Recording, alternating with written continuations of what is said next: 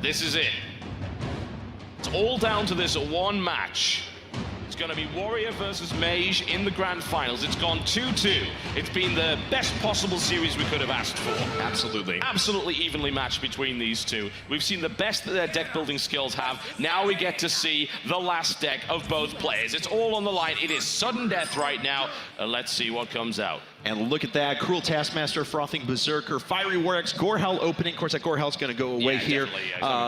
He definitely doesn't want to keep that. Fiery Warx is certainly nice. Sorcerer's Apprentice, Water Elemental, Cone of Cold for Kripparrian. He immediately gets rid of the latter two, I would imagine. Or is he going to keep that one? Oh, Water Elemental is not a bad idea to keep on in this deck, simply due to the fact that this is really creature aggro, and he can freeze those over and over again, making sure that he retains a decent amount of health on the Water Elemental. Yeah, it's good because you can lock down enraged creatures before they get enraged. Obviously, that will enrage them, but it also freezes them so they can't end up actually using that enrage. That's right. I like keeping a hold of the Fiery Warx. Obviously, you'd keep a hold of that. Sorcerer's Apprentice is pretty good from this stage, so he might want to keep a hold of that as well. I would love to mention something as well.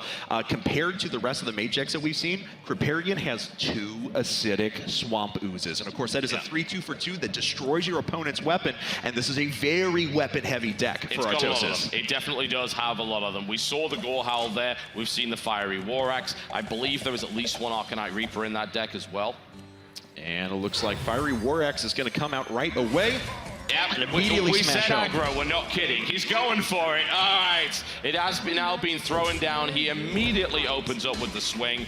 And this would be disastrous if we see, okay, no acidic swamp ooze. Yeah. So Artosis is actually in a magnificent position right now. Not anymore, he isn't. The taunt just came out, so that's going to soak that out. Yes, but he is going to have a Bloodsail Raider who comes out as a 5-3 on turn 2, which is very, very important for him. Yep. Arcanite Reaper right there. There is the Bloodsail Raider. It, of course, is going to end up running into a taunt next turn unless he has another way of getting rid of that, which he actually doesn't on next turn, I don't believe. Pyroblast, that's not going to really help him too much right now. He can play a second Sorcerer's Apprentice for maybe the one and only turn 6 Pyroblast we've ever seen in Hearthstone, but I mean, it's a creature. At the end of the day, it's a creature. He might as well play it. He's going to trade that to kill that out immediately to make sure it doesn't get the swing, which is absolutely fine. It's probably the best thing he could have done from there. Raging Worgen in a rage. Ho, ho, ho. Now that starts to get really, really nice. But I'd play the Frothing Berserker first, Absolutely. Perhaps. Because otherwise, this Frothing Berserker can actually take the damage from that minion. Yeah, I mean, we could see a ping combo, and it could die. Force the ping, but... Right. But making sure that Worgen comes out next time ensures that it doesn't just trade to the less cost Sorcerer's Apprentice that's sitting there. Yeah. There's the damage and the ping. So, at least you're forcing him to do a little bit there. And that, as they say, is that. So holding on to the Raging Worgen was the right call. Arathi Weaponsmith is now available, so he can draw yet another weapon. A Cruel Taskmaster available for the Raging Worgen is definitely a possibility too. But right now, he wants to basically create a board where that Raging Worgen will be able to live, so it can actually hit something. One thing that he's done a very nice job, Artosis has done a very nice job though, is that he's forcing a lot of cards out of Krip right now. I mean, Krip has some options. He's certainly, it's not like, he's doing poorly in this game necessarily, but he wants to be able to have options available to him. He's forced to actually use a Blizzard right now to stop that 3-3 from coming through and wiping out his board, but obviously not the most efficient use of Blizzard, especially against this deck. Yeah, it also does, another Raging Worgen coming out here as well. It obviously doesn't freeze the hero as well, it's only the minions. 1 point, Krip, forcing this deck to use a lot of cards is a great idea. You want to know why? Krip, I believe, has no card draw of any description outside of his single Azure Drake in his deck. I think you are correct. I'm going through his deck list right now. Yeah, that's it. So this could be very, very problematic. Nice ping there, a good efficient trade. He takes out the Arathi Weaponsmith, and that weapon was actually only used once, so that was pretty efficient for Grip, honestly. Yep, all right, well, we've got, another Fiery Warx, nice. So he's got the Arcanite Reaper as a potential swing right here. However, that creature right there, the Water Elemental, is going to be a problem. Yeah. It's going to lock down his opponent. Because that's as we've seen, he can kill it off this turn, and he might actually have to, but if that is allowed to actually hit the warrior, it's going to freeze it. Yeah, that's absolutely right. There's not a lot of great options here because nothing just trades efficiently for Artosis at the moment. If he loads the board up with Raging Worgens or something like that, well, they're going to get dispatched up very quickly by those two creatures. And it looks like he is just going to use Inner Rage, take out the Water Elemental. I think that's the best option he had. And then he can play the Raging Worgen after that, and he's got a better shot of actually being able to do something with it. Plays the Fiery Fiery War Axe because, hey, you should actually use your mana. Right. Tends to help. But let's see what Kripp is able to pull off the top of the deck. Arcane Missiles. Potentially, he can kill off... yeah, I mean, he's almost certainly going to kill off that Raging Worgen unless he gets extremely unlucky, because he can then trade his... He can trade his Mana Worm for it. All right, so he does 1 damage there, and Cone of Cold's not quite enough. This is actually annoying because he has the full trade. He wanted to get 2 hits in there so we could just ping it away. Yeah.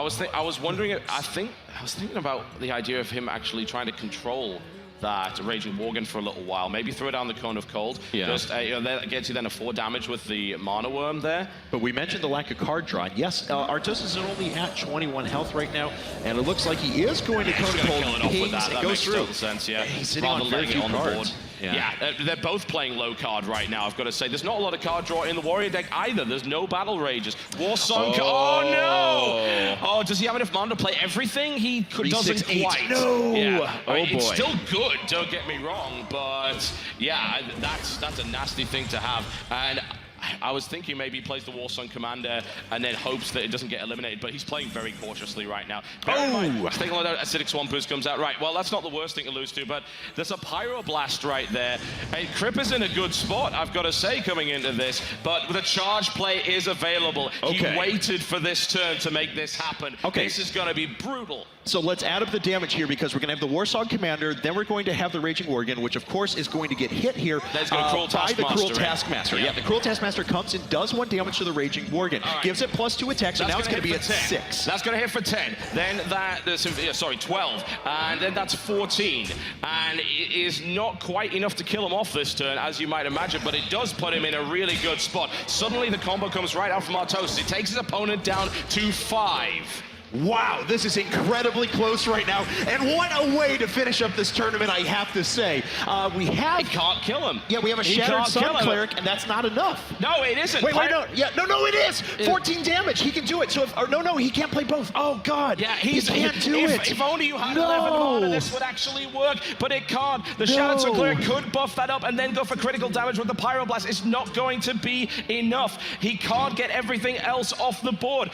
Okay, he knows he's 1 damage short right now, so he's got to find cost-efficient ways to be able to take out this board. So if he takes out, what can he do right now? He can trade the Water Elemental against a couple of things. He's got to get rid of the Raging Worgen, though, and he just doesn't have that possibility. He almost, in a way, needs to use Pyroblast on the board. Yeah, which would just be horrible. I mean, so if he trades the Water Elemental there for the Worgen, that leaves 4 damage potential on the board, but of course it's the Warsong Commander. If that card in his hand, which we know of course is a creature, is played, that's GG, he is done. He doesn't know for certain, but he can't leave the Raging Worgen there because he dies to that. It's the biggest damage output that's currently on this board. So he could potentially use the Water Elemental and take out, he used Pyroblast on the Raging Worgen, perhaps. Then he uses the Water Elemental to just take out probably Warsong Commander or something like that. That leaves 2 damage available on the board and puts him in a precarious position, but it's about as good as he still dies because this is the last card to Cruel Taskmaster. That's right. And we know it's a Cruel Taskmaster. He doesn't. No. Pyroblast is being used on the Raging Worgen right there. He's going to take out that charging creature, and it was the best possible thing he could have done. However, the 1 card that remains in that hand is the Cruel Taskmaster. It's not enough to kill him. It'll take him down to 1. But there's a Leper Gnome. And the Leper Gnome, yeah, it's going to hit the board right here. Let's see here. If he does 4 damage, including if he would ping the Leper Gnome for whatever reason, so in either case, yeah, he can't do it. So, wow. Okay, incredibly tense. It's ridiculously precarious. It's probably going to come down to the next. Of course, he's able to armor up right there. He could play another Cruel Taskmaster, buff up that current one. That would take it up to 4. That'll take him down to 1 health. Or if he wants to play the game out a little bit longer, he could use that to take out the Water Elemental. And, this is really close right now. If Kripp pulls it back from this, it will actually be amazing. But he's going to take it down to 1. All right, Leper Gnome's now on the field. I see. You would have to silence the Leper Gnome. I don't think there's a way.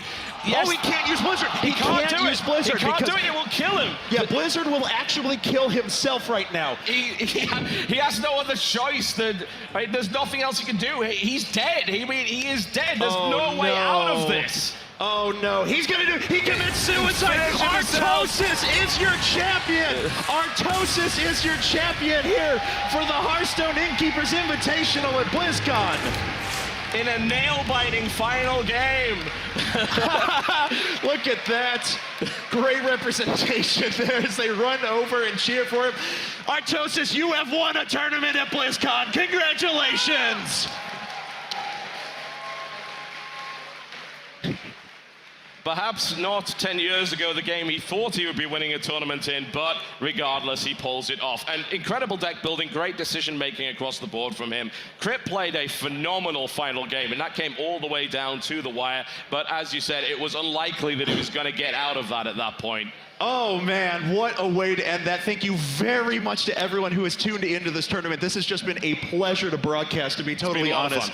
Absolutely phenomenal games as well, and I am now incredibly psyched up, more than I ever thought possible, for the future of Hearthstone live events. Yeah, this was a lot of fun, and I think things are only going to end up getting better for this game once we get the ability to show you stats, get the spectator mode in play, and of course see more cards added. There it is. The bracket, perhaps many people did not think would happen, perhaps an unlikely victor, but regardless, Artosis put the work in, and Artosis is your champion. There we have it. Artosis stands alone. He went a combined, let's see here, 9-3 over the course of the tournament, so a very good record, very really good impressive record. play. Yeah, absolutely, guys. It's been a pleasure broadcasting this for you, though. I'm Kevin Aki, joined alongside by Total Biscuit. You can follow us on Twitter right there, but please be hashtagging about BlizzCon this entire event. We still have lots of incredible, awesome action coming throughout the course of the day. That we absolutely do, and we will hopefully have a chance to have a few words from Artosis momentarily, and he will be presented with his trophy, and hopefully it's not too big, otherwise that's not going back to Korea with him.